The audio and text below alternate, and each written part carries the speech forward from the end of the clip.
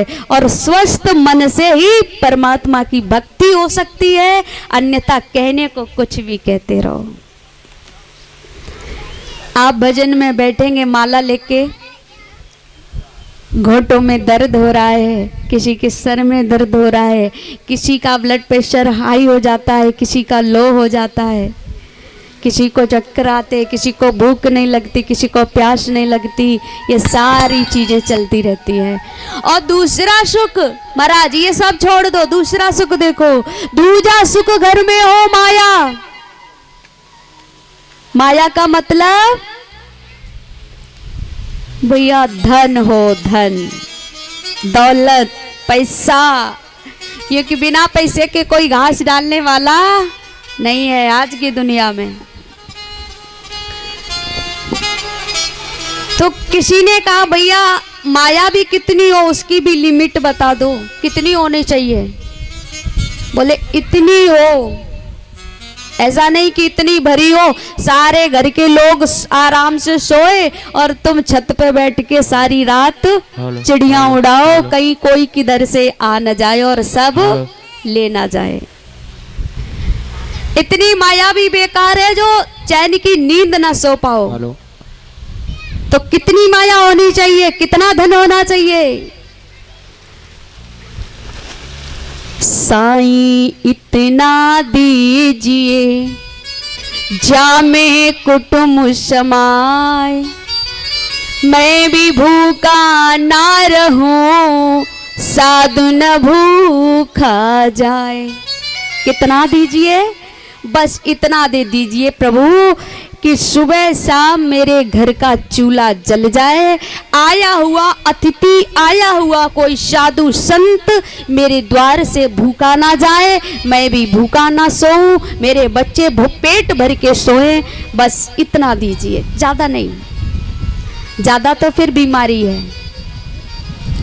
अच्छा ये दो सुख बताए हैं वो कितने लोगों के पास है? दूसरा तो सबके पास होगा, पहला की तो नहीं कह सकते। अब तीसरा सुख देखिए हमारे पास है कि नहीं है? तीजो सुख सुत आज्ञाकारी। बहुत अच्छी बात है महाराज, ध्यान से सुनना। तीजो सुख सुत आज्ञाकारी, चौथो सुख सुलक्षण नारी। अब जैसे तैसे करके महाराज दो सुख होंगे भी, पर तीसरा सुख जिसके पास हो वो बहुत बड़ा धनवान है। सुत आज्ञाकारी, बेटा आज्ञाकारी हो, पर आजकल के बेटा आज्ञाकारी कहाँ है? नहीं है। पिता कभी बीड़ी भी नहीं पीता और बेटा पूरी बोतल गटक जाते हैं। पिता ने कभी यहाँ से जाकर के बाजार की सही से रास्ता नहीं देखी थी, पर बेटा जेल तक की रास्ता घूम आते हैं। किसके पास है ये सुख? एक बहन अपने भाई से विनय करती है, भाई घर में विवाह है, शादी है, बेटी की भात लेके आना है। पिता को बताया बहन के घर शादी है तो कुछ पैसे चाहिए, भात लेके जाना है। पिता ने जैसे तैसे जोर जार के पैसे थमाए हाथ में और कहा जाओ भात भरो जाके। और बेटा जाता है सीधा ठेका पर, खुद भी पीता है और दोस्तों को भी पिलाता है। बहन के घर पहुंचा ही नहीं, उधर बहन रोती रही और इधर पिता को कुछ पता नहीं। गाड़ी इतनी तेज चलाते थे, एक्सीडेंट हो गया। जो भात भरने जाते थे वो स्वयं भर्ती अस्पताल में हो गए। तुम्हारा तीसरा सुख बहुत ही कठिन बात है। सत्संग क्या है? सबसे पहले सत्संग अपने घर का कर लो, बाहर तब निकलो। जिसका परिवार, जिसके परिवार में अच्छे संस्कार आ गए, अपने पुत्रों में अच्छे संस्कार, संतान में अच्छे संस्कार डाल लिए, उसने संपूर्ण सत्संग कर लिया। और जिसने संस्कारों का निर्माण नहीं कर पाया, नहीं महाराज। तीसरा सुख हो भी जाए कि बेटा भी आपका श्रवण कुमार जैसा हो भी, लेकिन महाराज अब चौथे सुख की आस मत करना। चौथा सुख सुलक्षण नारी, पर सुलक्षण मैया कहाँ रखी है आजकल। बताओ, आपकी बुराई नहीं कर रही हूँ, बात है सो सही कह रही हूँ, बुराई नहीं मानना, नहीं कल कथा सुनने नहीं आओ। एक जगह कथा कर रहे थे तो माताओं की ये शिकायत थी कि आप मैयाओं की बुराई बहुत करती हो। मैंने कहा देवियों, मैं बुराई नहीं करती हूँ कि स्वयं एक स्त्री मैं भी हूँ और पारिवारिक हूँ, परिवार है, सब कुछ है, लेकिन जो हम आज अपने समाज में कुरीतियाँ देखते हैं, जो आदतें नहीं होनी चाहिए थी मैयाओं में, जो ऐसे अवगुण नहीं आने चाहिए थे, वो कहाँ से आ रहे हैं। और हमारी स्त्रियों का जो आगे स्थान था वो धीरे धीरे पीछे क्यों हो रहा है, इस बात को लेकर के हम चिंतित हैं। सोचते हैं माताओं क्या करें तब हम अपना पुनः उस पद को प्राप्त कर पाए। तो बुराई नहीं करते, पर कहते ना कि जो सही बात कह दे वही तो बुरा होता है। सुलक्षण नारी महाराज, चौथा सुख जिसके पास है, धर्म पत्नी नारी हो, सुंदर आचरण करने वाली हो। अब ऐसी नहीं महाराज, एक सज्जन भैया, तो उनके द्वार पे दोपहर के वक्त एक साधु आ गए, भूखे थे बेचारे, उनकी घर में चलती नहीं थी, ज्यादा चलती नहीं थी, वो अपनी पत्नी से थोड़ा डरते थे। घर में जाकर के कहते हैं देवी जी, घर पे एक बाबा जी आ गए हैं, द्वारे बैठे हैं, मैंने उन्हें भोजन का आश्वासन दे दिया है, तो थोड़ा सा भोजन की व्यवस्था कर दो। देवी जी कूलर की हवा में सो रही थी आराम से, पहले तो नींद खराब कर दी, उसका पारा चढ़ा हुआ था, दूसरा भोजन की ओर कह दी। बोले रोज रोज लाके कहाँ से बिठा लेते हो, मैं इतनी फालतू की नहीं हूँ जो ऐरे गैरों के लिए भोजन बनाऊं। अब सोचो उस व्यक्ति पर क्या बीत रही होगी कि जो द्वार पर बैठे हुए एक अतिथि को जवान देख के बैठा है और घर में बेचारे की चल नहीं रही है। अब ऐसी स्त्री जैसे घर में हो महाराज, उसका विधाता भी कुछ नहीं कर सकता। जो पति सहगामिनी हो, पति की हर आज्ञा का पालन करे, ऐसी स्त्री घर में आ जाए तो घर ही स्वर्ग बन जाए। तो ये चार सुख जिसके पास हैं वो सबसे बड़ा धनवान है। और इन बातों को भी छोड़िए महाराज, सच्चा धनवान तो वो है जो सारे संसार को एक तरफ छोड़ करके एक अपने उस परम नाम की कमाई करता है। कबीरा या संसार में धनवंता नहीं कोई, और धनवंता त्यू जानिए जको राम नाम धन होई। सच्चे नाम की कमाई जिसके पास है, सच्चा धनवान तो जगत में वो है। बाद बाकी चाहे कितनी भी कोठी हो, महल हो, गाड़ी घोड़ा बंगले सब हो, लेकिन अंत में क्या काम आने वाला है? अंत काल वही एक परमात्मा का नाम। खाता खोल के देखा जाएगा तो सिर्फ हमारा नाम की कमाई का खाता, और जितना मैंने नाम लिया है, जितना गुणगान किया है, यही मेरे पास होगा। मेरे अच्छे भले बुरे कर्मों का बहुत बड़ा चिट्ठा मेरे साथ होगा, और कर्मों के अनुसार मुझे फिर से इस संसार में आना पड़ेगा। तो कर्म ऐसे कीजिएगा जो हम मानव हैं, कम से कम मानव ही बने रहें। कहीं ऐसा ना हो महाराज 84 लाख योनियां हैं, एक से शुरुआत हो गई तो कितने जन्म बिताने पड़ेंगे। मनुष्य का शरीर दिया परमात्मा ने तो मनुष्य के कर्म होने चाहिए, पर मनुष्य के नहीं हो रहे हैं। जो भोजन करने लायक है वो भी कर रहे हैं और जो नहीं है वो भी खा रहे हैं।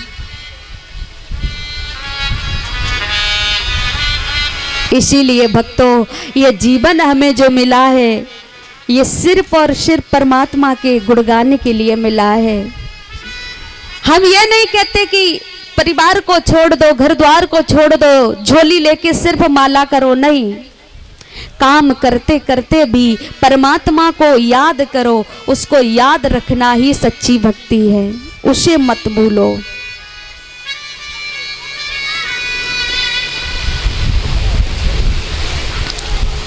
हमेशा परमात्मा का गुणगान करोगे, याद रखोगे उसे, तो एक लगन ऐसी लग जाएगी निरंतर याद करने की। हो सकता है कि अंतिम समय में भी हमें वही याद बनी रहे, हमारी वैसी लगन लगी रहे और ठाकुर जी की याद रहे, तो कल्याण भी हो जाए।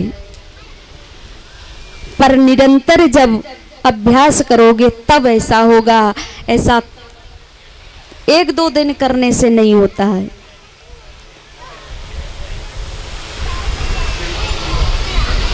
परमात्मा से निरंतर एक ही प्रार्थना करो, हे ठाकुर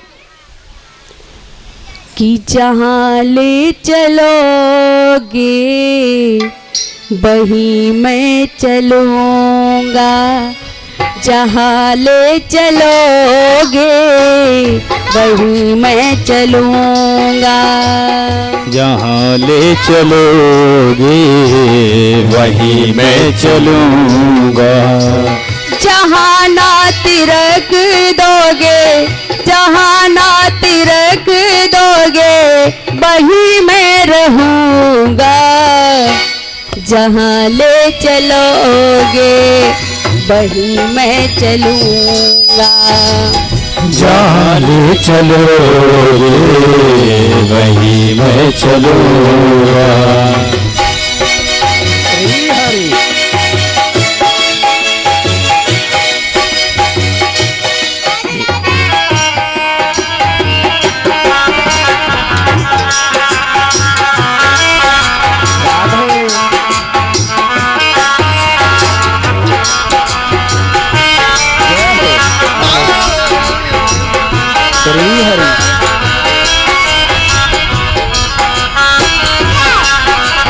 जय हो।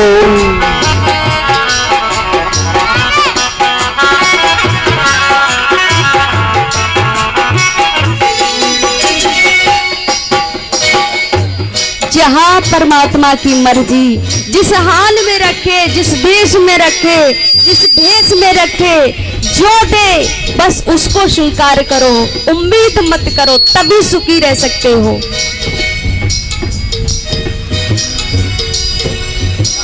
दुख में रहेंगे, सुख में रहेंगे, दुख में रहेंगे, सुख में रहेंगे, दुख में रहेंगे, सुख में रहेंगे, दुख में रहेंगे, सुख में रहेंगे, तेरे साथ जीवन अर्पण करेंगे, तेरे साथ जीवन अर्पण करेंगे, तेरे साथ जीवन अर्पण करेंगे, तेरे साथ जीवन अर्पण करेंगे।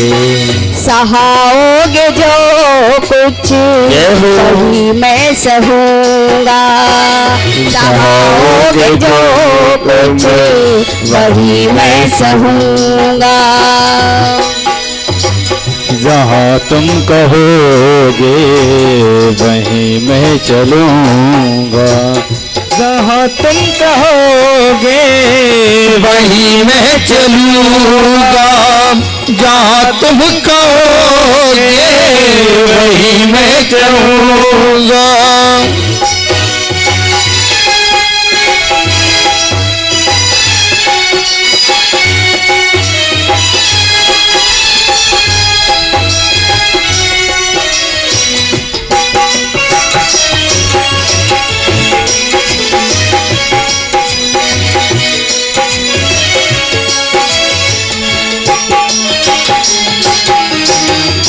दयानाथ दैनी है मेरी अवस्था, दयानाथ करनी है मेरी अवस्था, दयानाथ दैनी है मेरी अवस्था, दयानाथ करनी है मेरी अवस्था।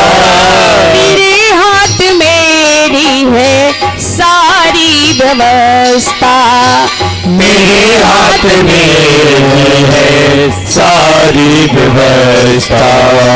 जो कुछ कहोगे जय हो मैं सुनूंगा, जो कुछ कहोगे वही मैं करूंगा।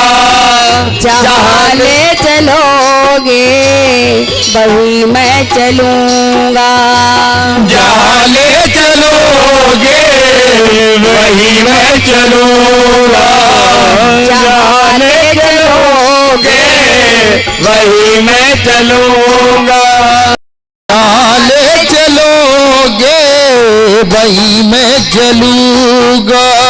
ऐसी प्रार्थना करते करते ठाकुर की हर मर्जी में अपनी मर्जी शामिल कर दो। कथाएं तो हम नित्य श्रवण करते हैं, रोज सुनते हैं, जिसमें कोई स्वार्थ नहीं है। हमारी पूजा पाठ में बहुत स्वार्थ होता है महाराज। थोड़ी सी पूजा करेंगे, आंख बंद करके ध्यान नहीं धरते, केवल उनसे मांग करते हैं, मांग। मंदिर जाएंगे, तीर्थों में जाएंगे, सतिया रख के आ जाएंगे, स्वास्थ्य बनाते ना, कहीं ओम रख के आ जाएंगे, बोले हमारे बेटा की नौकरी लग जाए तब हम दरबार आएंगे। कोई कहता है मेरे घर में पुत्र आ जाए तब दरबार आएंगे, कोई कहता मेरे घर में नाती आ जाए तब हम दरबार आएंगे। मांगे बहुत रखते हैं, पर प्रहलाद की कोई मांग नहीं है। अनन्य भक्ति, निस्वार्थ भक्ति, निष्काम भक्ति। और जो निष्काम भक्ति है ये बिरले को ही प्राप्त होती है, सबको नहीं होती। बिना स्वार्थ की गई भक्ति है, और स्वार्थ से किया गया पूजन, जप, यजन, ये हमारा व्यापार है।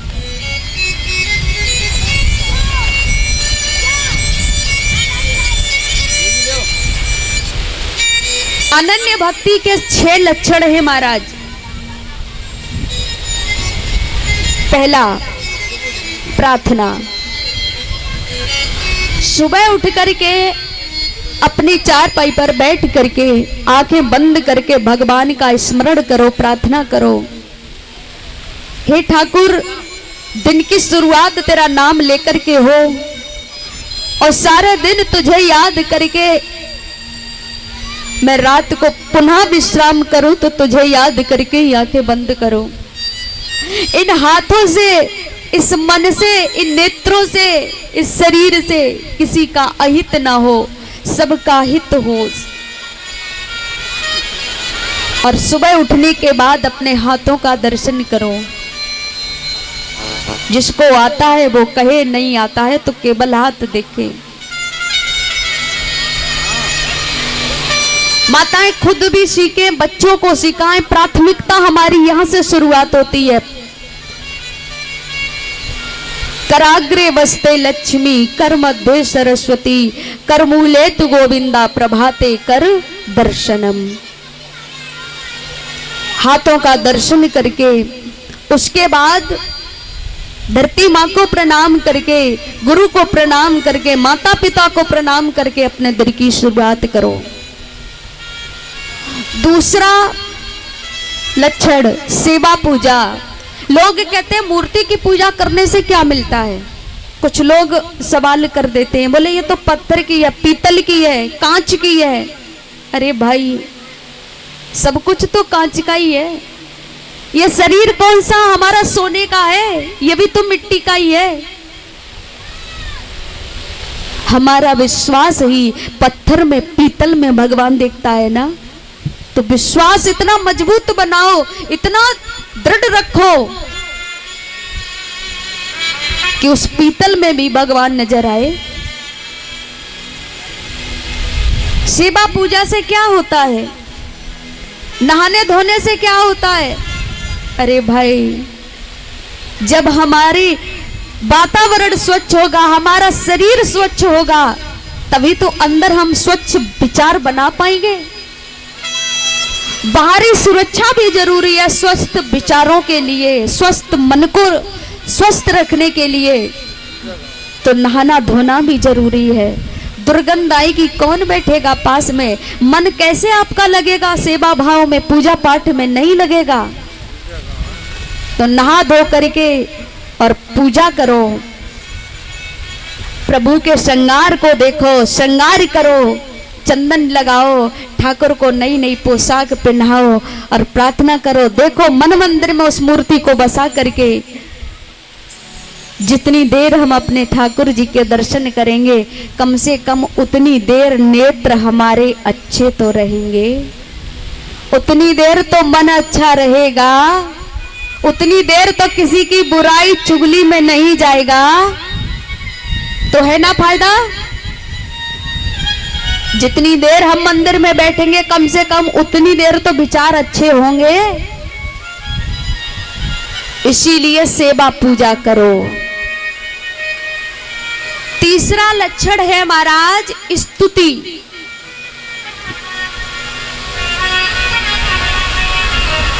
हे नाथ, आपने ना जाने कितने पापी पापी तारे हैं, अजामिल, गीत, गड़िका, ऐसे लोगों का उद्धार किया है। उन्हीं में हमारा भी नाम लिख लो। हम भी आपसे बहुत उम्मीद लगाए हैं, प्रार्थना कर रहे हैं, ऐसी स्तुति करो। चौथा लक्षण आता है कीर्तन। जिसको हरे कृष्ण कहना आ गया, उसका ही जीवन सफल हो गया। कीर्तन करते रहो। भक्ति का सबसे सुंदर लक्षण है कीर्तन करना। और कुछ आए या ना आए, कीर्तन करना आ जाए, समझ लो बस हमारी भक्ति सार्थक हो रही है। काम करते करते, उठते बैठते, जागते सोते, खाते पीते, राधे कृष्ण मन में चलता रहे, यही हमारे लिए बहुत अच्छी बात है। कि जब मिले तार से तार, क्यों ना मिले कन्हैया। जब मिले तार से तार, क्यों ना मिले कन्हैया। जब मिले तार से तार, क्यों ना मिले कन्हैया। जब मिले तार से तार, क्यों ना मिले कन्हैया। मिलेगा कन्हैया, मिलेगा कन्हैया, मिलेगा कन्हैया, मिलेगा कन्हैया, मिलेगा कन्हैया, मिलेगा कन्हैया, मिलेगा कन्हैया, मिलेगा कन्हैया। जब होवे सच्चा प्यार, क्यों ना मिले कन्हैया। जब होवे सच्चा प्यार, क्यों ना मिले कन्हैया। जब होवे सच्चा प्यार, क्यों ना मिले कन्हैया। जब होवे सच्चा प्यार, क्यों ना मिले कन्हैया। गाइए, ताली बजा के गाइए। जय हो।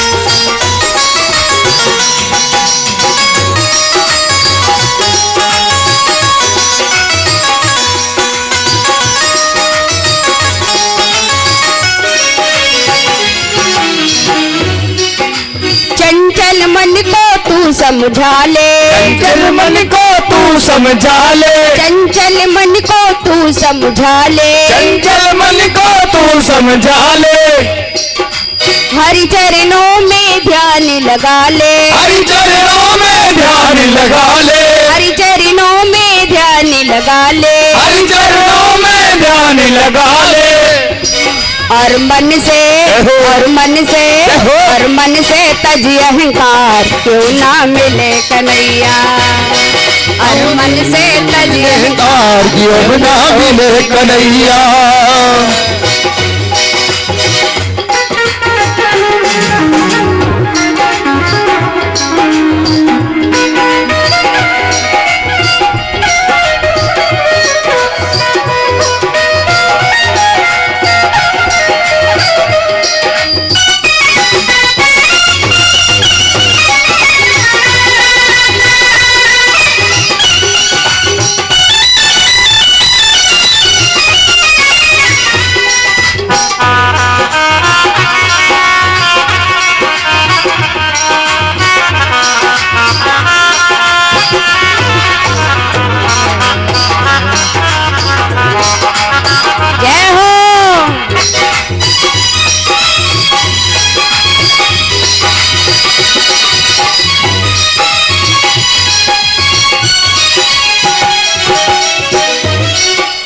जो तू भजन करे दिन राती, जो तू भजन करे दिन राती, जो तू भजन करे दिन राती, जो तू भजन करे दिन राती, श्याम सुंदर बन जाए साथी, श्याम सुंदर बन जाए साथी, श्याम सुंदर बन जाए साथी, श्याम सुंदर बन जाए साथी।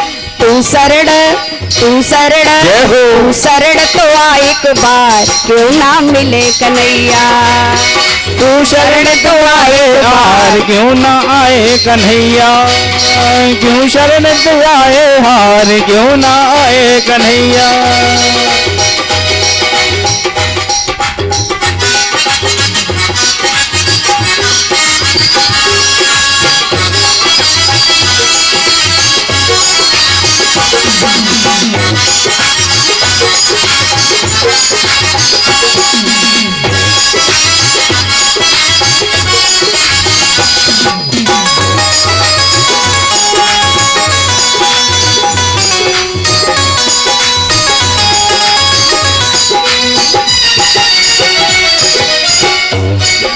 मिलेगा कन्हैया, मिलेगा कन्हैया, मिलेगा कन्हैया, मिलेगा कन्हैया, मिले कन्हैया, कन्हैया मिलेगा कन्हैया।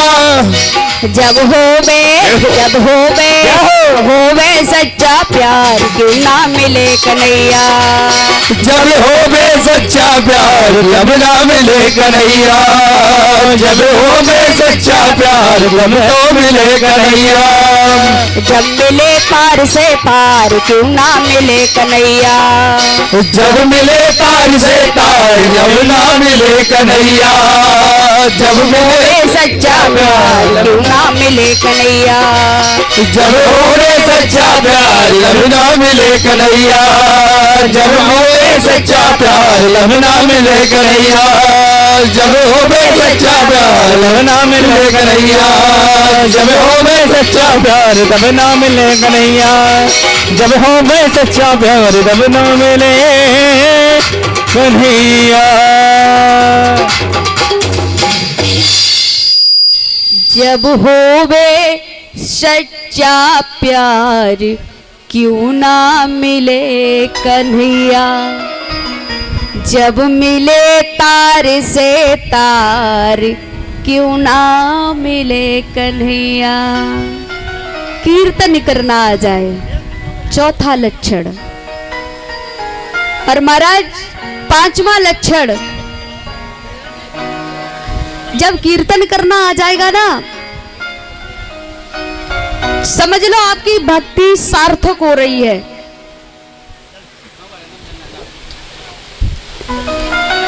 पर महाराज यही तो हमारी सच्ची जल्दी से किसी की चुगली करने की आदत है, लाख कोशिश करे लाख, लेकिन कहीं ना कहीं बोल पड़ेगा।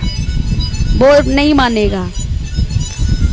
तो प्रवृत्ति को बदलना ही, परिवर्तन को लाना ही कथा सुनने का वास्तविक परिणाम है, फल है।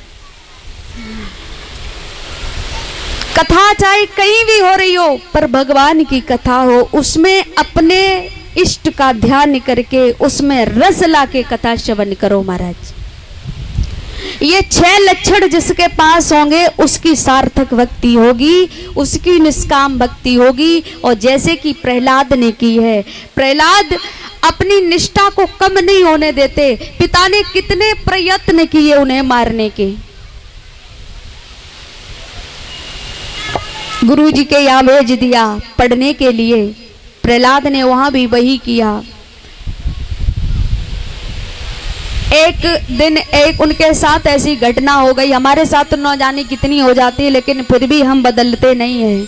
प्रहलाद जी के साथ एक दिन एक घटना घटी है, उनका जीवन बदल गया।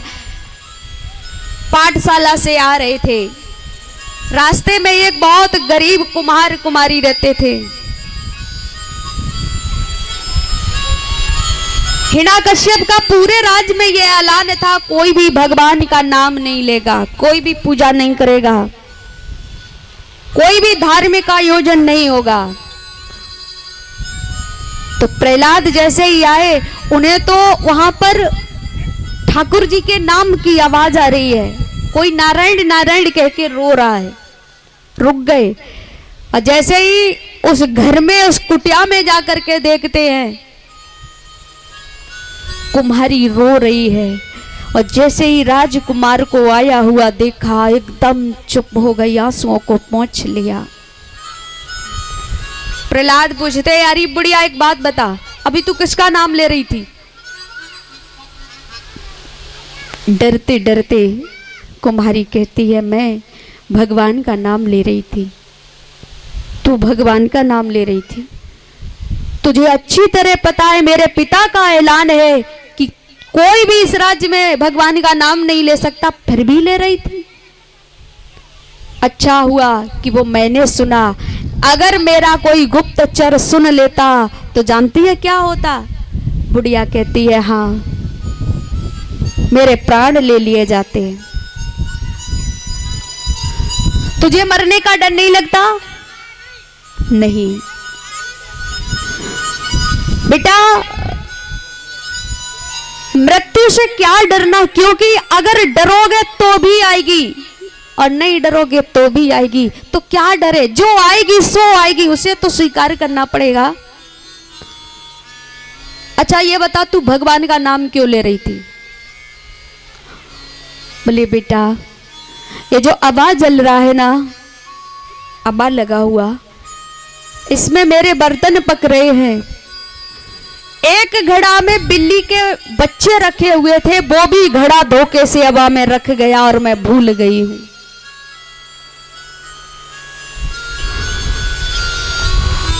अच्छा, आबा में बिल्ली के बच्चे गाड़ के अब तू प्रार्थना कर रही है कि वो बच जाए? बोले हाँ बेटा, कितनी नादान है तू। आग में से बच्चे बच जाएंगे? पागल हो गई है बुढ़िया तू। बच्चे नहीं बचेंगे। कुम्हारी कहती है, इसीलिए तो रो रही थी, क्योंकि जो काम हमें असंभव है वो काम परमात्मा को संभव है। और मेरी प्रार्थना में यदि थोड़ा भी दम होगा तो ये बच्चे बच जाएंगे। प्रहलाद कहते, चल तो फिर प्रमाण के लिए बच्चे हमें दिखा।